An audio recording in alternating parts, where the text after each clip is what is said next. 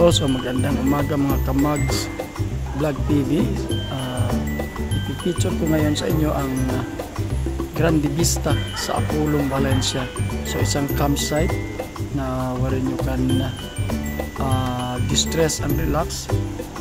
Dito ay may isang area na overlooking sa siyudad ng Dumaguete. So ito yung mga pictures taken ko. Yan yung area. So medyo nga mainit, so makikita nyo yung mga grasses ay medyo brown at hindi pa ito masyadong develop, still starting. Ayan. So yan yung view na makikita nyo. So ito yung iba pang areas ng Grande Vista dito sa Apulong, Valencia. Ayan. May tent na, may apo ko doon sa loob. Taken yung medyo madilim na. Ito yung kanilang CR, no? At saka wash sa area. Ang daming tubig. Ito sa mga apo ko. Naglalakad na sa area at may ihawan sila doon. So kung gusto nyo mag-ihaw, ayan. Ito ang kanilang rulings na dapat natin, house rules, no? Dapat natin i-follow. At ayan, ang view from the back. So we started to ihaw abangus with my daughter and her boyfriend, at napapicture ako sa may tanim na bougainvillea. Eto na, takip silim. Yung aking mga apo ay nandun na sa loob ng tent at ang simoy ng hangin ay hindi masyadong malamig dahil nga tag-init tayo. So yan, medyo takip silim na. Dalawa pala yung aming tent na dinala. Ito yung aming ako campers. At ito na, dumidilim na. Ayan, dilim na talaga yung ilaw ng aming co-campers dito sa loob ng campsite. Storytelling. At ito yung aming dinner time. Yan. So tingnan natin yung aming mga video mula sa aming alis sa bahay at tumunod sa site. So actually yung site ay medyo matirik, mataas na. Again, it is located in Valencia, Negros Oriental, which is actually known as the Little Baguio of Negros Oriental. So ito yung aming dinaanan kasi nga medyo may daan na under repair. So yun, napabalik kami sa dinaanan namin kasi magsushortcut na lang daw kami dun sa may going to Apulong, Valencia. Happy siya.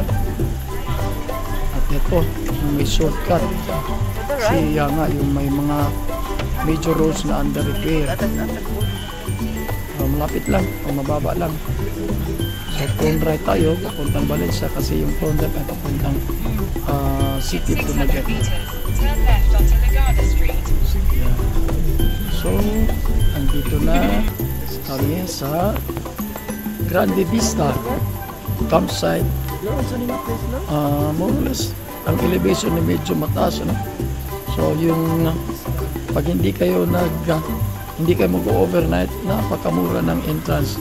It's 50 pesos. Pero pag mag-overnight kayo ay it will be double to 100. Yeah.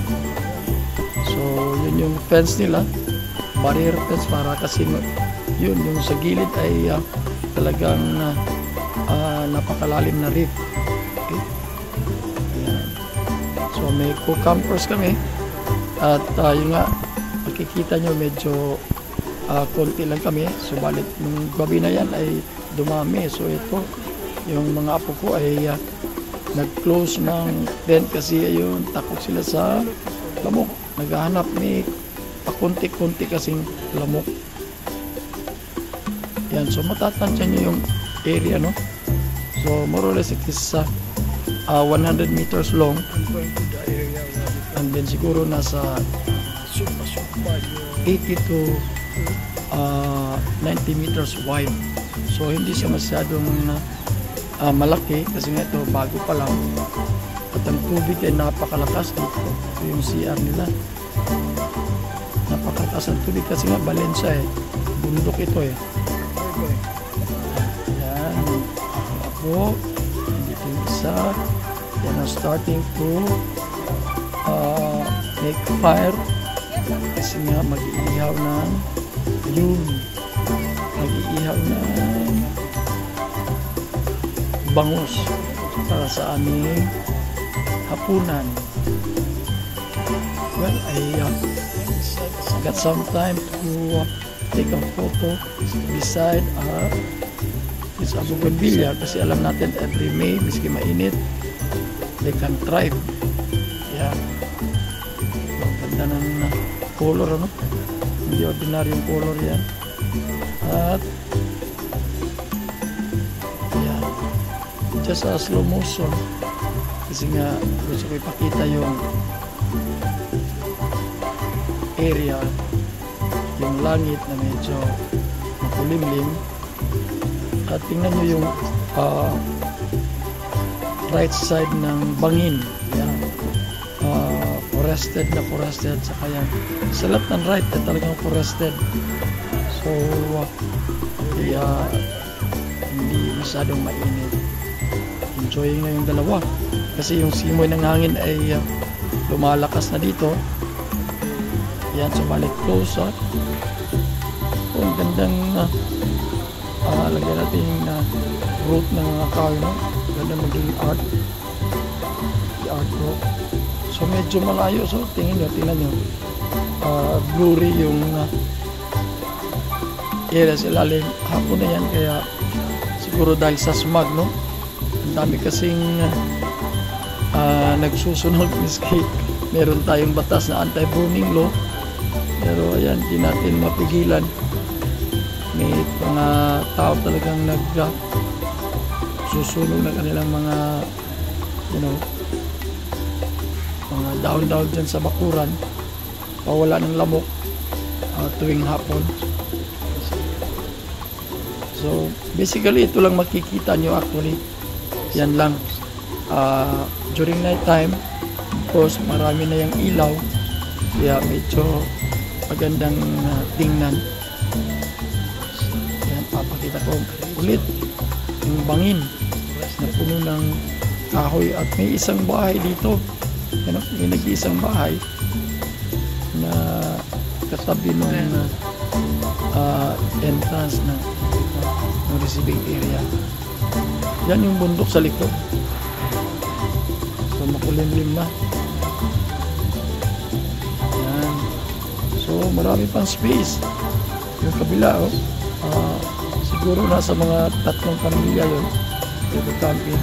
So harapan ng viewing area ay yung matarik talagang bangin pa ilalim. Yun, starting to lights on na. Yung sa downtown. So, miski ganito kalayo, actually, yung may nagland yung airplane mga 7 PM ay dinig na dinig yung tinig yung dabungdong ng aeroplano. So, ito night view. Okay, ito yung sa receiving area. May actually may under construction na building. So ito naman ang night view doon sa downtown na yan. Marami ng ilaw. At yun. So ang magagawa lang natin dito, magmuni-muni, mag-relax, okay, mag-ihaw-ihaw together with your family para yan, ma-distress or kung namang gusto nyong lagyan natin mawala ang problema. Daming paniki nakikita sa camera. See, zoom natin yan. So sa left side nandun yung airport. Yan. So thanks for watching. Pwede kayong pumunta dito if you want to. This is Grande Vista ng Apolong, Valencia.